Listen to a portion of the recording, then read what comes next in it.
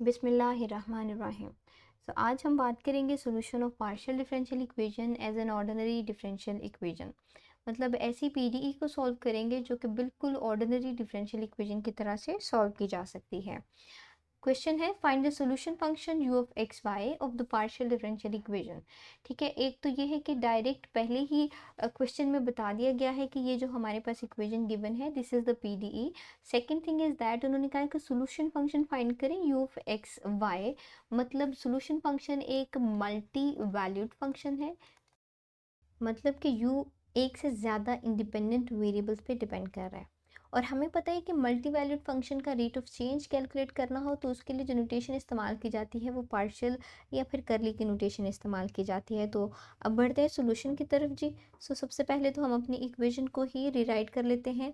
3ux minus 4u is equals to 12। ठीक है, अब ये करते हैं कि करली की नोटेशन में लिख लेते हैं। This is the second order derivative of u with x and this is the first order derivative of u with respect to x and minus 4u is equals to 12।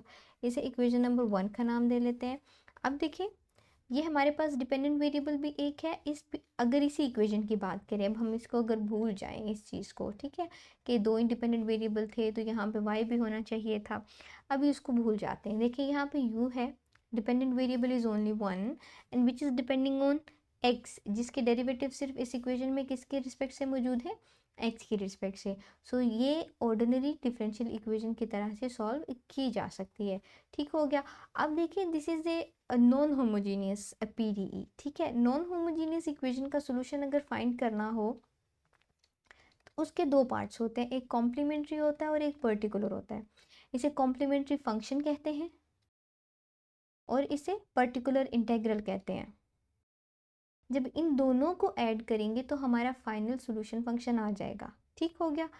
Complementary solution कैसे find किया जाता है? Complementary solution जो है ये homogeneous part से obtain किया जाता है, जबकि पर्टिकुलर सोल्यूशन जो है ये नॉन होमोजीनियस पार्ट से ऑब्टेन किया जाता है।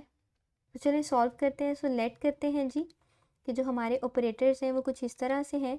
पार्शियल बाई पार्शियल एक्स को नाम दे लेते हैं डी का, और partial square by partial x square obviously किसके इक्वल हो जाएगा, डी स्क्वायर के। अब अगर इन वैल्यूज़ को हम इस इक्वेशन में इस्तेमाल करें इतनी जगह पे आ जाएगा जी डी स्क्वायर, और अप्लाई करें u पे +3, और इस टर्म की जगह पे लिख देंगे जी d। अप्लाई हो रहा है u पर -4u इज़ इक्वल्स टू 12।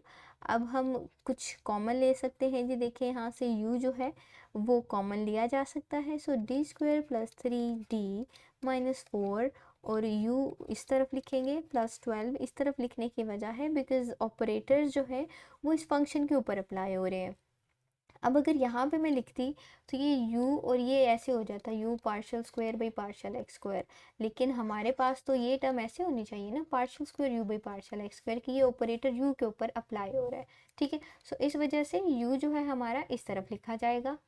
तो चलें जी कॉम्प्लीमेंट्री फंक्शन फाइंड करते हैं। उसके लिए हम ऑक्सिलरी इक्वेशन लिखेंगे। D square +3d -4 equals to 0। Auxiliary equation जो है वो होमोजीनियस पार्ट से लिखी जाती है, मतलब ये नॉन होमोजीनियस टर्म नहीं लिखेंगे। ठीक हो गया। अब हम इसके रूट्स फाइंड करना चाह रहे हैं इस इक्वेशन के, इसके लिए हम इसको फैक्टराइज कर लेते हैं। दोनों टर्म्स अब 0 के इक्वल है, d +4 is equals to 0, d -1 equals to 0, d equals to -4 and d equals to 1। अभी हमारे पास दो रूट्स आ गए हैं जी। अब इनकी हेल्प से हम कॉम्प्लीमेंट्री फंक्शन लिखेंगे। कॉम्प्लीमेंट्री फंक्शन हमारे इस सॉल्यूशन का। अब देखिए जब हमारे पास ODEs गिवन होती हैं तो हमने सॉल्यूशन लिखना हो तो कुछ इस तरह से लिखते हैं। अगर ODE होती, ठीक है, उसको कॉम्प्लीमेंट्री फंक्शन लिखते हैं फर्स्ट कांस्टेंट फर्स्ट रूट हम d की फॉर्म में लिख रहे हैं, d1 independent variable plus c2 और सेकेंड रूट और फिर x। ठीक है, डिस्टिंक्ट रियल रूट के लिए। अब यहाँ पे हम कॉन्स्टेंट्स तो लिखेंगे ही लिखेंगे, लेकिन कॉन्स्टेंट फंक्शंस लिखेंगे। मतलब कॉन्स्टेंट फंक्शन जो है किसी ना किसी वेरिएबल पे डिपेंड कर रहा होगा, तो किस पे डिपेंड कर रहा होगा? अगर रूट्स यहाँ पे हमारे एक्स के रिस्पेक्ट से हैं तो कॉन्स्टेंट फंक्शन जो है वो वाई पे डिपेंड कर रहा होगा। अब हमारे रूट्स एक्स के रिस्पेक्ट से क्यों होंगे? क्योंकि जो हमारा ऑपरेटर था डी हमने लेट किया था पार्शियल बाई पार्शियल एक्स के।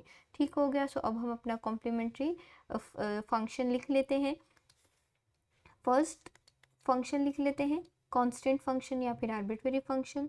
एक्सपोनेंशियल फर्स्ट रूट लिख लेते हैं जी, जो कि हमारे पास 1 ले ले डॉट एक्स, दोनों को मल्टीप्लाई करेंगे तो x आएगा। सेकंड कांस्टेंट फंक्शन, उसको कोई सा भी नाम दे लें, वो भी y पे ही डिपेंड करेगा। एक्सपोनेंशियल में पावर में सेकंड रूट लिखेंगे, -4 लिख लें साथ x और मल्टीप्लाई होके जी -4x। ठीक हो गया।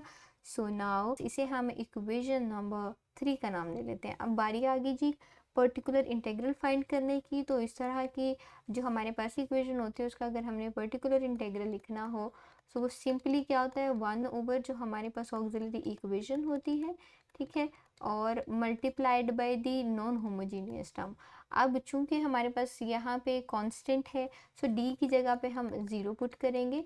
This is the technique that we learn to solve the ordinary differential equation. ठीक हो गया। So u p of x and y is equals to 1/0 square 3.0 -4।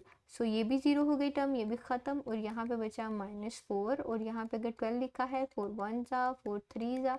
So finally the answer of this equation is -3। इसे equation number 4 का नाम दे लेते हैं। और हमें पता है कि जो फाइनल सोल्यूशन होगा, जनरल सोल्यूशन, वो इस तरह से लिखेंगे u c plus u P.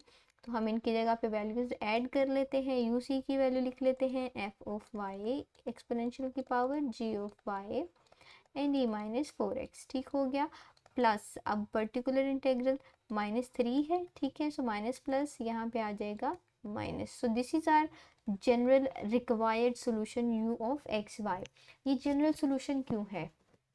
General solution इसलिए है क्योंकि इसमें आर्बिट्रेरी कांस्टेंट फंक्शंस मौजूद हैं जिनकी वैल्यू हमें पता नहीं है। अगर हम इनकी जगह पे कुछ कंडीशन इस्तेमाल करके कुछ स्पेसिफिक वैल्यूज लिखेंगे तो ये हमारा पर्टिकुलर सोल्यूशन बन जाएगा। So this is the required solution u of x y of the given PDE 1। So it was very easy. इसके अलावा मैं general solution and particular solution के वीडियोस के लिंक्स जो है डिस्क्रिप्शन में पेस्ट कर दूंगी, ताकि आप उनकी हेल्प से ये आइडेंटिफाई कर सकें कि हमारा सोल्यूशन जनरल सोल्यूशन क्यों है। इसके अलावा हमने बात की थी कि this is a non homogeneous PDE। इसके लिए भी मैं लेक्चर की जो लिंक है वो डिस्क्रिप्शन में पेस्ट कर दूंगी, जिससे आप सीख सकेंगे कि हमारी जो इक्वेशन है PDE है उसमें से डिपेंडेंट वेरिएबल, इंडिपेंडेंट वेरिएबल, इसके अलावा linear and homogeneous partial differential equation को कैसे आइडेंटिफाई करना होता है।